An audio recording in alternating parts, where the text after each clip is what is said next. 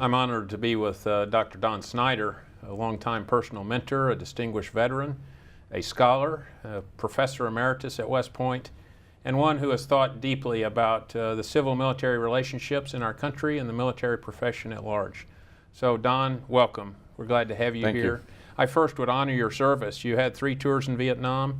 You've been recently at West Point interacting on a daily basis with the soldiers and their families that are coming and going from that post. So overall, you have a pretty good foxhole to view these current issues in the military. I thank you for your service, and I wonder what thoughts you might have about those that are serving today in the military. Well, thank you, Bob. Those that are serving today in the military are remarkable young people. We've known now at the Academy, just as one example, for about the last 4 years, every class coming in knew at the time they committed to come to the Academy that when they graduated, they were going to be deployed. They didn't know where, and they didn't know how rapidly they were going to be deployed. But they came knowing that active duty service in harm's way was what they were choosing. And so I find it just very encouraging that our nation is still producing the quality, the quantity, the breadth of the population that they represent. This is a remarkable group of people, and I'm delighted to be a part of this project to assist them. Well, thank you. And I know you've thought not only about the active duty from your viewpoint at West Point, but a lot about civil-military relationships and the citizen soldier. What are your thoughts about their service? Well, let's take the concept citizen soldier, because I think it's a very helpful concept for counselors of many different callings to think about people in the military. They all start as citizens. Some citizens are called to come into the military, as everybody pretty well knows now. We have a volunteer force. That means no one is taxed to serve their country. They choose to do that. And those that choose and come on active duty then begin to fade as they view their own identity as a citizen.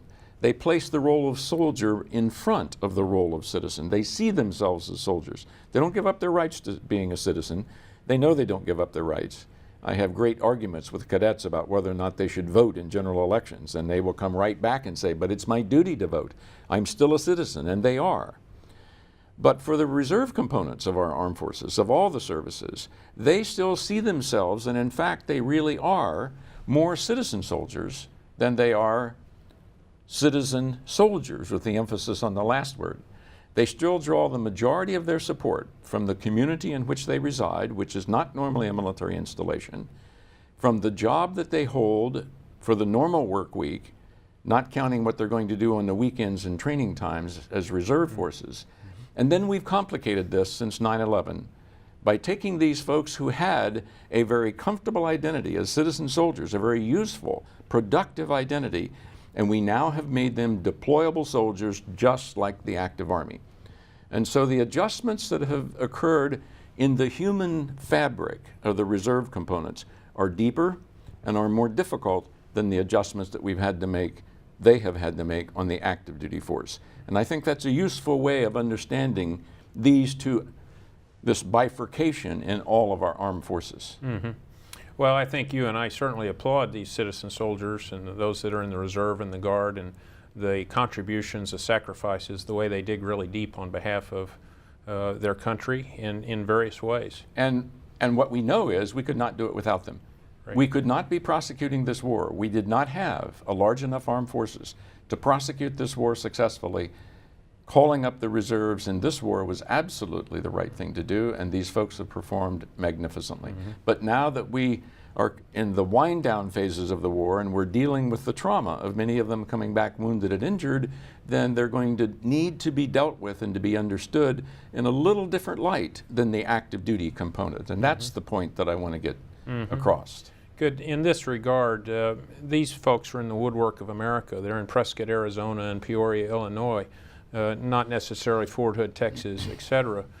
Could you characterize how the great American public can make a difference in the lives of these citizen soldiers, can affirm them, this notion of national will?